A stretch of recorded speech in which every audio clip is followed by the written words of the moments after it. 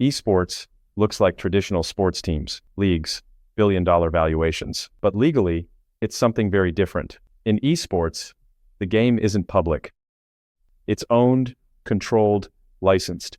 That means publishers, not players or teams, hold the real power. From fragile team valuations to NIL disputes, doping scandals, and visa risks, the entire industry sits on a legal foundation most people don't understand.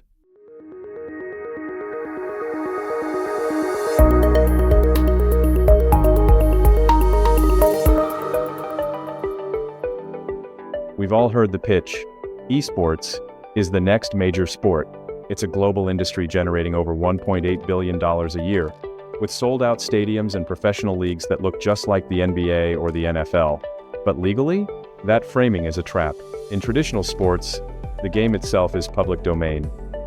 Nobody owns the concept of soccer. If you want to start a league, you just grab a ball and some grass. But esports is controlled property. Every match of League of Legends or Dota 2 exists only by the grace of the publisher. If Valve or Riot Games decided tomorrow that competitive play was over, it would be over. Period. No players' union, no billionaire team owner, and no broadcast partner could stop them. In this world, you aren't just playing a sport. You are operating on a temporary license for someone else's intellectual property. This IP superpower dynamic creates a massive structural imbalance that trickles down to every single contract. Because the publisher owns the underlying code, characters, and even the maps, every highlight clip or tournament stream is technically a derivative use. This makes team valuations incredibly fragile. When an investor buys equity in an esports team, they aren't buying into a permanent league. They are buying into a licensed ecosystem that can be altered or restricted at a moment's notice. This leads to the Wild West of player contracts. We saw this explode in 2020 with the Tfue versus FaZe Clan lawsuit. It exposed a world where organizations could allegedly claim up to 80% of a player's earnings. Because the law hasn't kept pace with the industry's growth, players often sign away their NIL rights, their name, image, and likeness without realizing they've handed over their entire personal brand to an entity that has zero control over the game itself. If you're following the future of gaming, esports, and digital media law, make sure to like this video, subscribe to Gamma Law, and turn on notifications. We break down the legal realities shaping the industry. As the money has moved from niche hobby to global capital, the regulators have finally arrived. Esports is now in the crosshairs of gambling authorities and consumer protection agencies. The Esports Integrity Commission is constantly fighting a shadow war against match fixing, often traced back to unregulated, anonymous betting markets.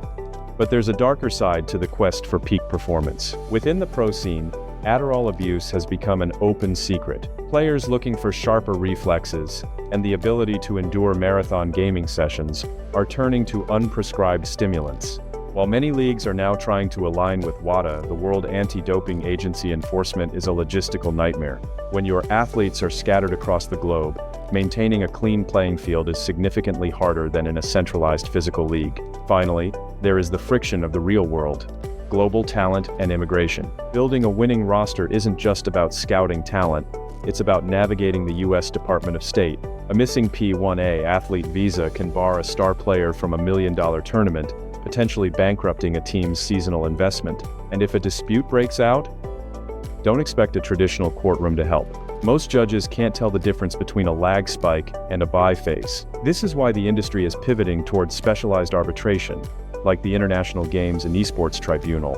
These forums move at the speed of the internet, resolving prize allocations and broadcast disputes in days, not months. Esports is truly building the plane while it's in the air.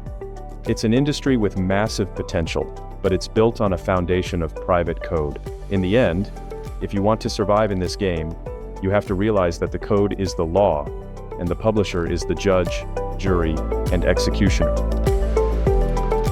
If you're building, investing, or competing in esports, your legal strategy matters. Visit gammalaw.com/contact to connect with our team.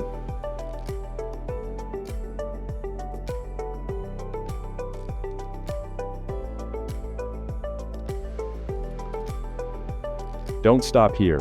Click on the featured playlist to view more emerging tech content.